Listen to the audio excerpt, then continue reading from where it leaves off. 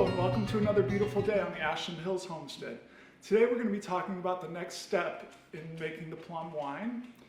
And I'm going to start off by talking about some of the items that we did not use last time that we will be using today. Firstly, we've got a siphon tube. We've got these glass jugs that are called carboys. And today I'm going to be also using some gallon jugs because the material that I have isn't going to perfectly add up to two of these glass things. We're also going to be using a funnel. And, oh yes, this thing here, which is just a little rubber stopper that goes in your glass jug. It fits nicely in there. First thing we have to do though is sanitize everything.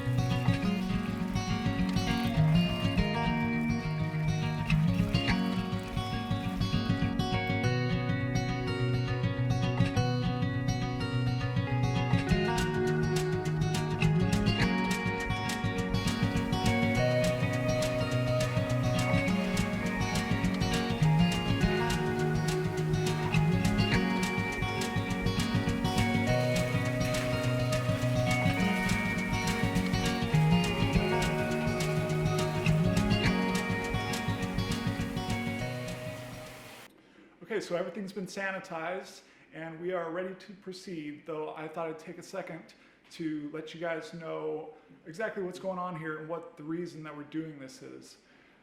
So what we've got here is our wine, our plum wine, and what has happened is all the sediment that was in the wine has settled on the bottom. Now, I know it's probably hard to see on video, but I can see that the sediment is right about here. So basically what we're going to do is we're going to take this siphon hose and we're going to take all of this and put it into our glass. Okay, so what I've done is I've filled this tube up with water.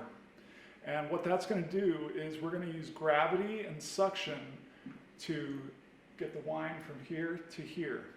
Now, a lot of people, or some people who are purists, would have a little catch basin so that the water would go into the basin and not into here, and then you move it real quick.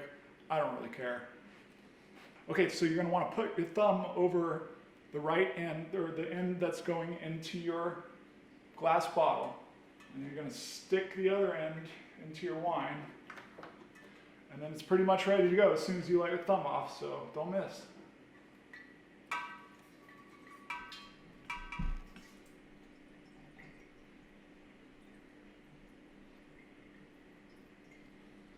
Okay, now it's very important that you know and can see where the end of your tube is, because the whole point here is that we don't want to be sucking up that pulp stuff at the bottom.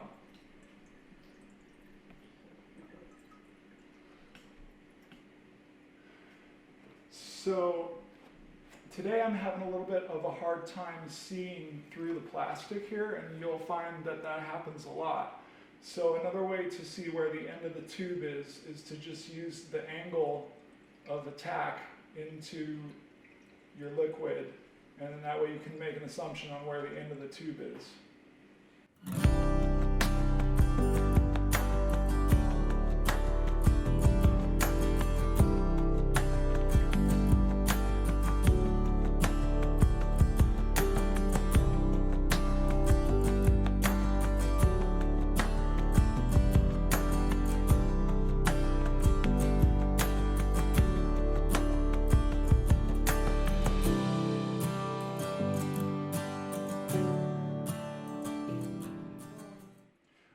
so I can now see that there's kind of a little bit of gunk and pulp coming through here, so I'm going to call that good.